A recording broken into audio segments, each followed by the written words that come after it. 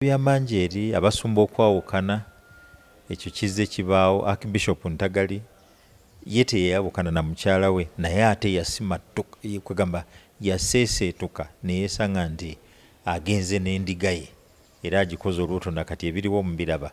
So ekyo kituzaayo nti one era bulijjo mbagamba bwe tutaave ku bufumbo bw'amateeka ne tusigala nga tuli ku bufumbo bw'amateeka ate nga tweyita ba Christians ne tutadda ku bufumbo bwa Bayibuli, obufumbo bujja kusaanawo kubanga one bannaffe ababulwanyisa tebeebaka. Tulinamu abasiyazi, tulinamu feminist movement. Feminist movement kibiina ky'abakyala bali baasirwala bwe baalwemu obufumbo ne basalawo n'abalala bubaleme era bubabule. Kanjeeri kizze kituuka ku balala ate kikyatambula. Nze ŋŋamba tuddeyo ku musingi gwa Bayibuli, ku bufumbo bwa Bayibuli. Obufumbo bwa Bayibuli temwali mugatta bagule, temubeerangamu mpeta. Obufumbo bwa Bayibuli mulimu offer nti olaba omukyala n'omwegomba baba mukulabira n'omwegomba n'omuwa kye tuyita offer nti nja kubeera nawe, njagala okubeera naawe. Nga mu bufumbo obuliwo leero abazadde bakatonda baffe ab'oku nsi tubakwata ne tubateeka ebbali. Bwe tubateeka ebbali tebali involved, bajja buzi tu rubber stamp, yet mu biblical marriage be bakkirizanga ne kiba oba ne kitabaawo. Kati eyo element yavaawo era kivula nti obufumbo buseeseetuka. Buuza Kiganda gye yasanga mukyala we omukulu gwe baayawukana naye ajja kugamba baasinkana mu kyaki oba baasisinkana walala ng'alina n'empeekera okutuuka omugambako baawukanye. Buuza oyo Manjeeri ajja kubuulira omwami we gye baasisinkana. Buuza Bujingu baasisinkana ne mukyala we. Abazadde baali involved. Ndabuuza Namutebi gye yasinkana omugenzi Kkula, mwalaba n'ebyaliwo. Kwegamba olaba nti obufumbo bungi nnyo bufudde kubanga bannaddiini baavaayo ne bagamba nti bo be bakonsentinga be bakola obufumbo.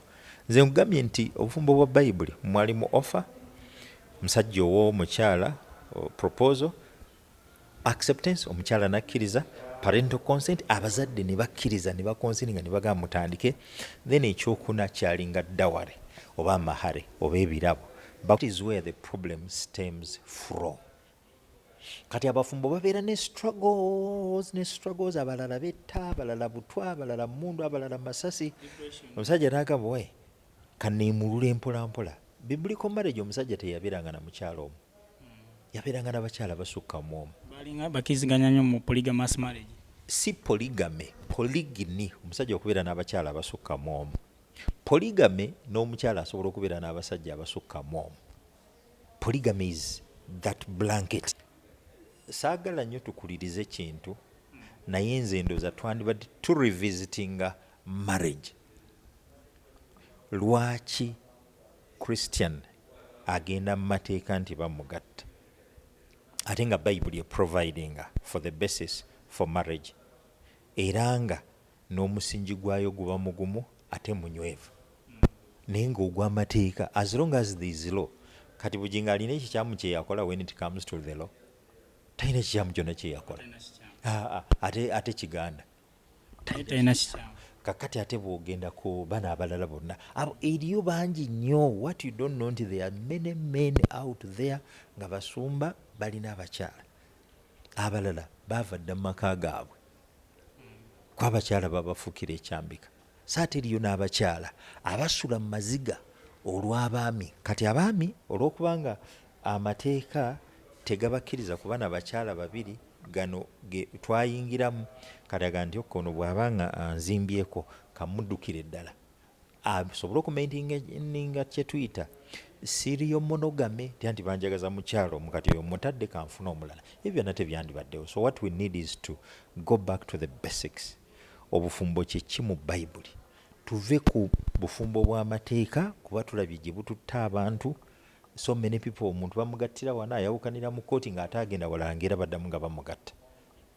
Yet biblically tekyandibadde bwe kityo. So nze mbagamba tuddeyo ku musingi, abazadde baddemu babeere central figures